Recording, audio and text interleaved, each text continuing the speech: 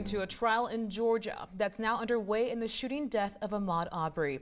Jury selection started today in the case involving father and son Greg and Travis McMichael, seen on the left, and their neighbor William Bryan.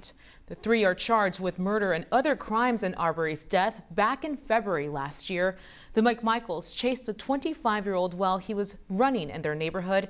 Arbery's death, of course, sparked a national outcry following graphic video released of this shooting. BNC's Janine Donaldson caught up with the Arbery family and their attorney. You cannot lynch a black man in 2021 and think that you'll be able to get away with it.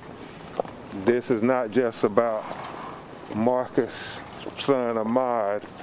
This is about making sure we bring attention to the anti-lynching bill that still has not passed the United States Congress, and we still fighting in the name of Emmett Till all the way to Ahmaud Arbery.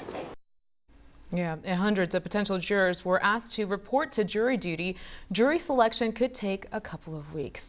Now, with me on more on this trial, what it means right now for this country, is civil rights activist DeRay Mckesson. He's joining me live from Atlanta. Thank you so much for joining us to discuss this important topic.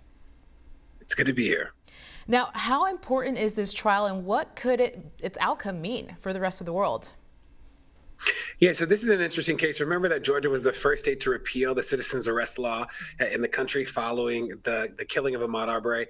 It's also a really interesting case because it's one of the few cases where we actually see a prosecutor held responsible for misconduct. So remember that the prosecutor in this case was actually indicted by the state prosecutor for interfering unnecessarily in the case. And then the other prosecutor in an adjoining district decided to recuse himself. So there are not many cases where we see prosecutors held accountable in any capacity, but we have in this case. So it'll be interesting to see it play out.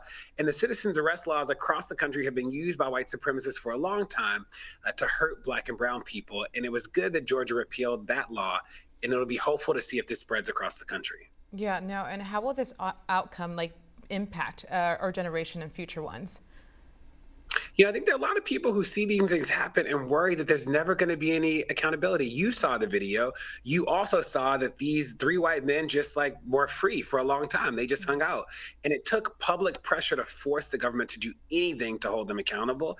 I think that if we see something come out of this case, it'll be a message to people that, A, you cannot do this. There will be recourse and consequences if people do. And then the third is that the law and the structures around the law won't support it. So remember that it was not just the police sort of not doing anything. It was also a prosecutor. It was also a whole set of people in the criminal legal system who participated in what we now know to be a cover-up until the video came out. Yeah, no, and that video was so impacting. A lot of people were talking about how just long it took to get to this step. Now, we have a lot of young viewers right now. What's your sense of what young people think could happen right now?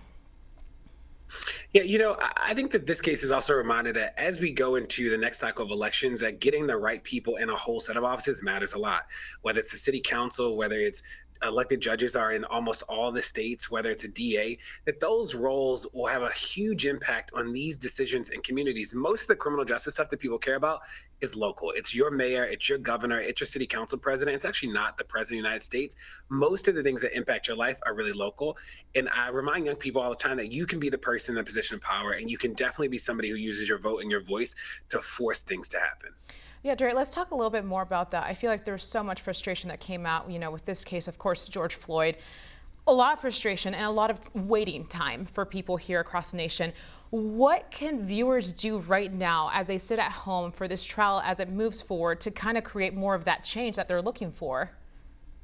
Yeah, I think that, this case specifically is around the right for citizens to arrest other citizens if they see a crime in progress. And remember with Ahmaud, there was no crime, right? So they not only lied about that, but the law allows for citizens arrest. I think this is a good time for legislators across the country to re-examine those laws to see how they've been used to protect wrongdoing from white supremacists, and people in communities will be the people to bubble those things up. I also think that this is a reminder that the police participate in these things, that the police are not not off the hook for this. So what does it look like to continue to push for changing policing and making sure that we get to a solution around safety that is not rooted in the police as our long-term goal? And I think that people in communities have been doing that. That's a good thing. 19 states passed state laws around use of force. There are about 4 or 5 states that restricted no-knock raids after Breonna got killed. So we just need that momentum to continue to go, even though people on the right are saying that crime is out of control. Remember that we have increased police budgets at a historic rate in the past year, and crime still did not decrease. That leads us all to believe that there has to be another lever that's not the police.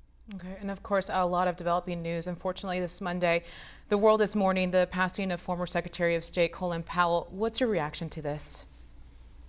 Yeah, so sad to see Colin Powell pass away, and he's such an icon in terms of his role in the government. And we have to acknowledge what happened with the wars that he participated in, but would love send condolences to his family. And this also reminds us that that the age discrepancies when it comes to COVID-19, that an 80-year-old vaccinated person is in some ways like a 50-year-old unvaccinated person, given the way that this impacts age. And that came out of a UK study.